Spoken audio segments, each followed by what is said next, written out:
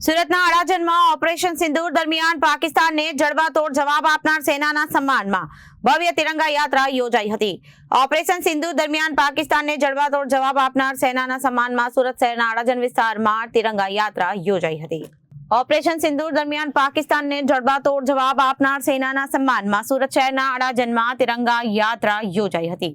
મહાલક્ષ્મી મંદિરથી પરશુરામ ગાર્ડન સુધી ધારાસભ્ય પુણેશ મોદીની આગેવાનીમાં ભવ્ય તિરંગા યાત્રા યોજાઈ હતી। આ તિરંગા યાત્રામાં લોકો રાષ્ટ્રધ્વજ સાથે પગપાળા નીકળ્યા હતા અને ભારત માતા કી જયના નારા લગાવી ભારતીય સેનાનો મનોબળ વધાર્યું હતું।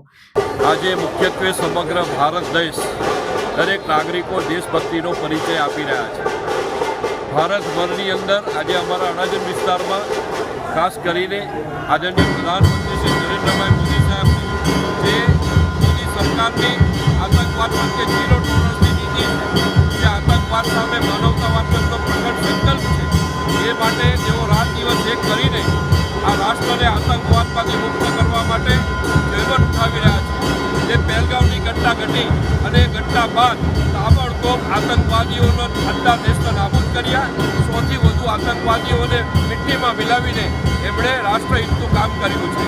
એટલે આ કામ કરવા માટે જે આપણું સૈન્ય જે છે, એરફોર્સ છે, નેવી છે, બીએસએફ છે, આપણું આર્મી છે અને આપણી ઇન્ડિયન એરફોર્સ છે, આ બધા જ લોકો જે પોતાનું શૌર્ય પરાક્રમ સાહસ બતાવ્યું છે, તો નાગરિકો પણ આ સાહસને બિરદાવે, નાગરિકો પણ એને સેલ્યુટ કરે। નાગરિકો આજે આખા ભારતના સૈનિકોની સાથે ઊભા છે એ પ્રતિનિધિ કરાવવા માટે અડાજણ વિસ્તારમાંથી આજે તિરંગા યાત્રા આપણે કાઢી રહ્યા છીએ। Bureau report, Janadesh news, Surat.